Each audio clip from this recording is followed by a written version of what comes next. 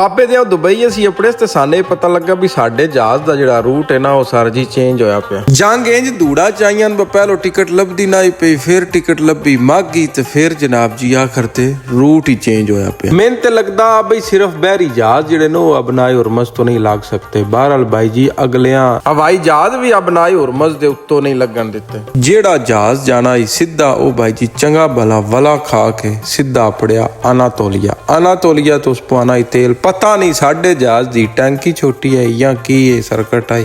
ਇਹ ਸਰਕਸ ਦੀ ਮੈਨੂੰ ਅਜੇ ਤਾਈਂ ਸਮਝ ਕੋਈ ਨਹੀਂ ਆਈ। ਜੇ ਤੁਹਾਨੂੰ ਕਿਸੇ ਨੂੰ ਪਤਾ ਹੈ ਤੇ ਕਮੈਂਟ ਕਰਕੇ ਜ਼ਰੂਰ ਦੱਸਿਆ। ਇੱਥੇ ਖੇਡ ਵਿਖਾਈ ਅਦਨਾਨ ਭਾਈ ਉਹ ਘਰੋਂ ਬਣੀਆਂ ਜਨਾਬਾ ਪਿੰਨੀਆਂ ਜਿਹੀਆਂ ਲੈ ਕੇ ਆਏ ਟਿੱਕੀਆਂ। ਪਤਾ ਨਹੀਂ ਅੱਲਾ ਜਾਣਦਾ ਏਡੀਆਂ ਸਵਾਦੀ ਟਿੱਕੀਆਂ ਮੈਂ ਆਪਣੀ ਜ਼ਿੰਦਗੀ 'ਚ ਯਕੀਨ ਕਰੋ ਅਜੇ ਤੱਕ ਨਾ ਖਾਧੀ। ਜਹਾਜ਼ੇ ਤੇਲ ਪਵਾ ਕੇ ਉੱਡੇ ਤੇ ਕੁਤਰੋਂ ਘੰਟਿਆਂ ਬਾਅਦ ਅਸੀਂ ਆਪਣੇ ਵਾਰਸਾ ਪੜ ਕੇ ਭਾਈ ਜੀ ਏਡੀ ਢਾਡੀ ਮੈਨੂੰ ਕਾਫੀ ਦੀ ਤਲਬ ਆਈ ਨਾ। ਮੈਂ ਭਾਈ ਇਹ ਨਾ ਆਖਿਆ ਇੱਕ ਵਾਰੀ ਕਾਫੀ ਆਉਣ ਲੱਭੇ ਨਾ ਤਾਂ ਭਾਈ ਜੀ ਬਚਦੇ ਆ। ਅਗਲੀ ਧੰਮੀ ਅਸੀਂ ਆਪਣੇ ਲਿਥਵਾਨੀਆਂ ਜਾ ਕੇ ਸਿੱਧਾ ਅਸੀਂ ਗਏ ਆ ਕੰਪਨੀ ਦੇ ਵਿੱਚ। ਕੰਪਨੀ ਵਾਲਿਆਂ ਬਸ ਸਿੱਧਾ ਕੰਡੀ ਤੇ ਮਾਰਿਆ ਥਾਪੜਾ ਨਾ ਆਖਿਆ ਜਣਿਆ ਤਗੜੇ ਹੋਵੋ। ਇੱਕ ਵਾਰੀ ਜਿਹੜਾ ਨਾ ਤੁਹਾਨੂੰ ਅਸੀਂ ਚੰਗਾ ਤਗੜਾ ਵੈਲਕਮ ਕਰਦੇ ਆ। ਲੈ ਹੁਣ 3-4 ਮਹੀਨੇ ਜੱਟ ਹੀ ਨਹੀਂ ਗਾਬਰਦੇ। ਤੁਸੀਂ ਆਪਣਾ ਰੱਖੋ ਢੇਰ ਸਾਰਾ ਖਿਆਲ ਤੇ ਆਪਣੇ ਪਿਆਰਿਆਂ ਦਾ ਵੀ। ਆਪਣੇ ਯਾਰ ਦਾ ਇੱਕ ਸੋਹਣਾ ਜਿਹਾ ਕਮੈਂਟ ਜ਼ਰੂਰ ਕਰਿਆ। ਹੁਣ ਟਰੱਕਿੰਗ ਵਾਲੀਆਂ ਵੀਡੀਓ ਤੁਹਾਨੂੰ ਲੱਭਦੀਆਂ ਰਸਨ ਦੀਆਂ। ਅੱਲਾ ਦੇ ਵਾਲੇ।